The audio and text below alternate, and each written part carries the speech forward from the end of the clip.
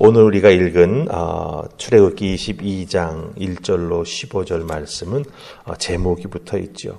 바로 배상에 관한 법이다. 이렇게 제목이 붙어 있는 걸 보게 됩니다. 배상에 관한 법. 그 내용을 하나하나 살펴보면 우리가 살고 있는 사회와 비교해 볼 때 이 수천 년 전 이스라엘 백성들 그들이 살아가는 삶 참 뒤처질 것 같고 뭔가 옛날일 것 같지만 그 상황 속에서 일어나는 여러 가지 상황과 그 내용이 우리가 살고 있는 현대 상황과 그 표현의 어떤 단어가 다를 뿐이지 참으로 비슷하다라고 하는 것을 우리가 살펴볼 수가 있습니다. 그리고 하나님께서는 그 모든 상황을 가정하시고 생각하시고 그것을 꼼꼼하게 자세하게 기록하셔서 배상하는 법으로 세워주셨다라고 하는 거예요. 여기에 담겨있는 하나님의 마음이 무엇일까 생각해 봅니다. 사람이 살다 보면 인간관계 속에서 서로가 이해관계가 상충되면서 뭔가 부딪히는 일들이 있지요. 특별히 배상해 줘야 될 일들이 생기게 되는데 이 배상하는 방법, 법을 규정하신 하나님의 마음이 무엇일까라고 하는 것입니다. 단순히 믿는 사람들 사이에서만 일어날 수 있는 배상의 원칙이 아니라고 하는 거죠. 우리가 살고 있는 이 믿지 않는 이 세상 속에서 하나님을 믿고 있는 우리들로 인해서 사실 우리들이 또 삶의 상황 속에서 이런 일들이 일어나는데 이것을 우리가 어떻게 처리해 나아가야 될까라고 하는 것을 하나님은 가르쳐주고 계시다라고 하는 겁니다.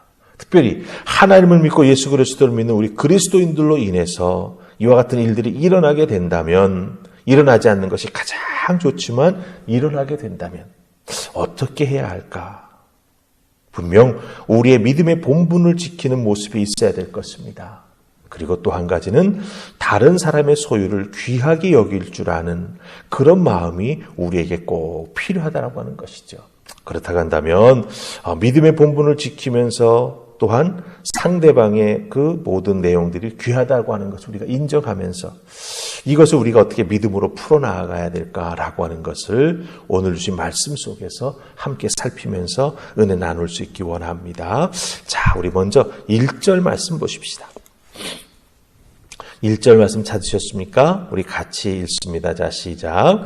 사람이 소나 양을 도둑질하여 잡거나 팔면 그는 소 한 마리에 소 5마리로 갚고 양 한 마리에 양 4마리로 갚을지니라. 아멘.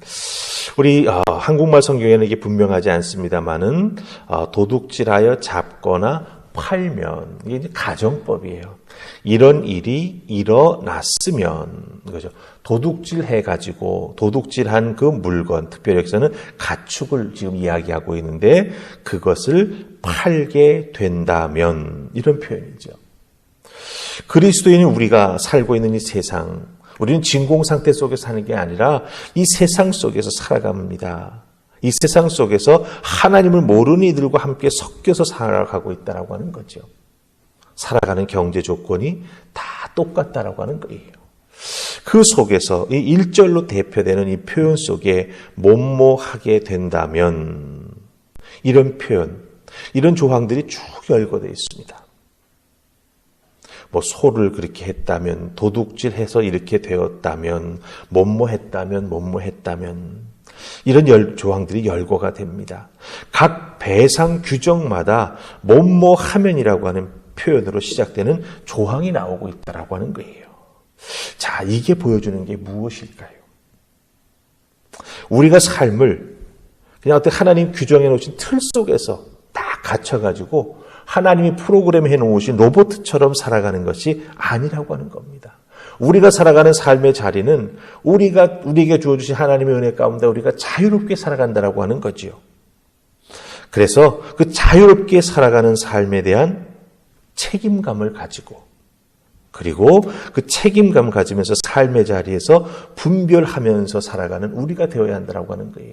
뭐뭐하게 된다면 이런 상황에 우리가 빠지지 않도록 그것을 행하는 우리가 되지 않도록 혹은 부지불식간에 그것을 행하는 우리가 되지 않도록 책임감 그리고 분별할 수 있는 믿음의 존재로서 우리가 삶의 자리에서 살아가야 된다라고 하는 것이죠. 그래서 하나님을 믿고 하나님의 말씀을 우리들의 삶의 원칙으로 삼고 살아가면서 만일 뭐뭐하면 이런 일이 우리 삶에 일어나지 않도록 이 세상에 비상식적이고 아주 모렴치한 일들이 많이 일어나는 이 세상 상황 속에서도 우리는 하나님의 자녀답게 천국 백성답게 상대방에 대한 배려와 또한 일어나는 일에 대해서 책임적 존재로서 우리가 살아가야 된다라고 하는 것이죠. 그게 성경은 거룩한 삶이라고 이야기합니다. 하나님 믿는 자로서 거룩한 삶 살아가는 게 쉽지 않다라고 하는 거예요. 내가 가해자가 될 수 있지만 내가 피해자가 될 수 있습니다.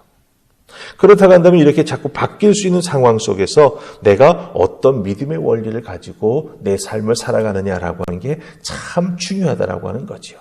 그래서 하나님께서는 하나님의 자녀답게 천국 백성답게 믿음의 원칙을 가지고 상대방에 대한 배려하는 마음과 또한 그 일어난 상황에 대해서 책임을 잘 감당해 나아가는 그런 책임적 존재가 되어서 이 땅에서 믿음 가지고 살아가는 우리가 되어라 하는 그런 뜻을 가지시고 오늘 우리에게 이 배상에 관한 법을 알려주고 계시다라고 하는 겁니다. 그래서 우리가 지금 가축에 대한 문제가 일어날 일은 거의 없지 않습니까? 그렇다고 한다면 이런 상황을 우리들의 삶에 잘 적용해서 정말 믿음으로 감사하며 은혜스럽게 살아가는 우리가 되어야 할 것을 하나님 말씀해 주신다라고 하는 것 꼭 기억하시고 오늘 여러분의 삶의 상황 속에서도 누군가에게 혹은 내 자신이 이런저런 일에 휘말릴 수가 있는데 그럴 때마다 믿음으로 잘 해결해 나아가며 믿음으로 승리하는 여러분 되시기를 주님의 이름으로 축복합니다. 자, 우리 두 번째 살필 말씀은 한 곳에 나와 있는 표현이 아니라서 우리가 대표적으로 우리 3절과 4절만 보십시다. 3절과 4절입니다. 3절 찾으셨습니까? 우리 같이 읽습니다. 자, 시작. 해 돋은 후에는 피 흘린 죄가 있으리라.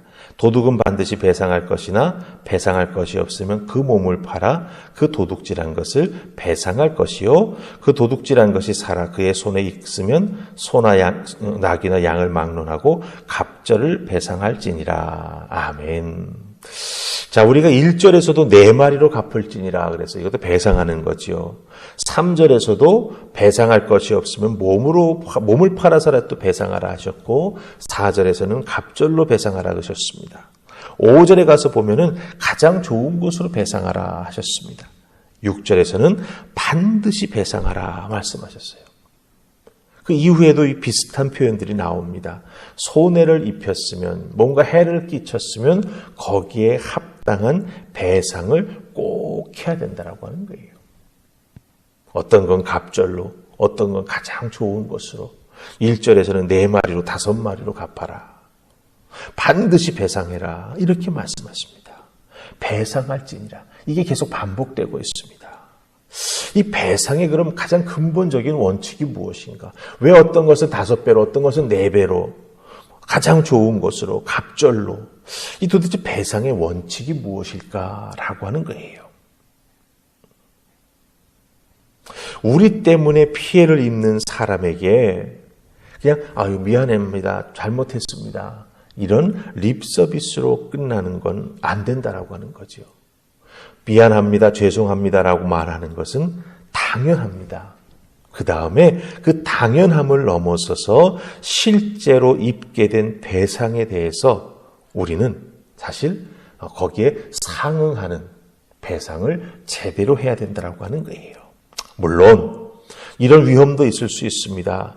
우리에게 배상받으려고 하는 사람이 악한 마음을 가지고 정말 잘못된 마음과 생각을 가지고 우리를 바보처럼 생각하면서 여러 가지 수단과 방법을 안 가리고 거짓말을 한다든지 허위 증거나 허위 증인을 막 꾸며대면서까지도 우리에게 세상 말은 바가지를 뒤집어 씌우려고 할 수도 있지요.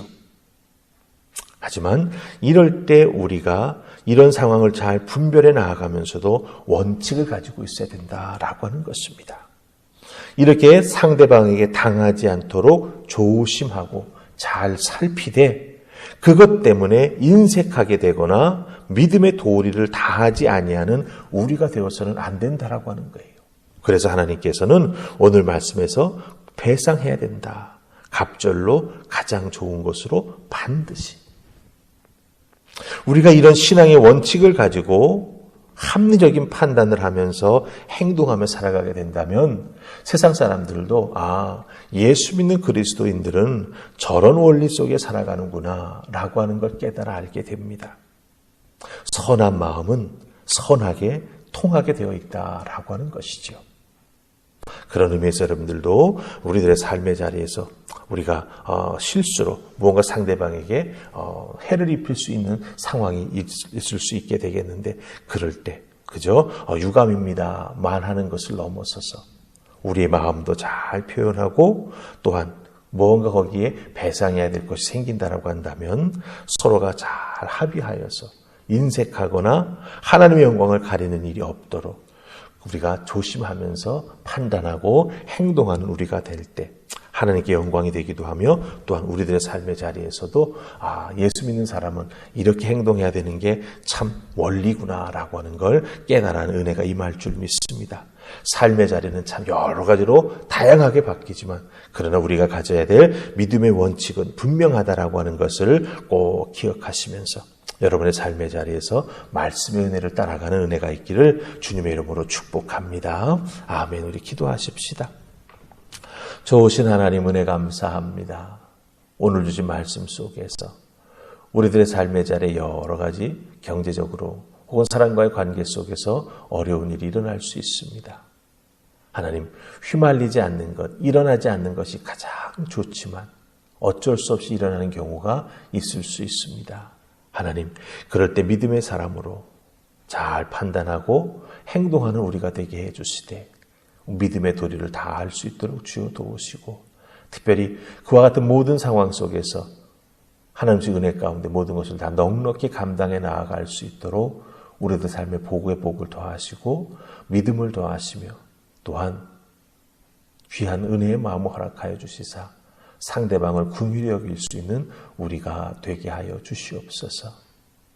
믿음으로 행해 나아갈 때 하나님께서 더욱더 복 내려주시고 축복해 주시고 이끌어 주실 줄을 믿사옵고 예수님 이름으로 기도하옵나이다. 아멘.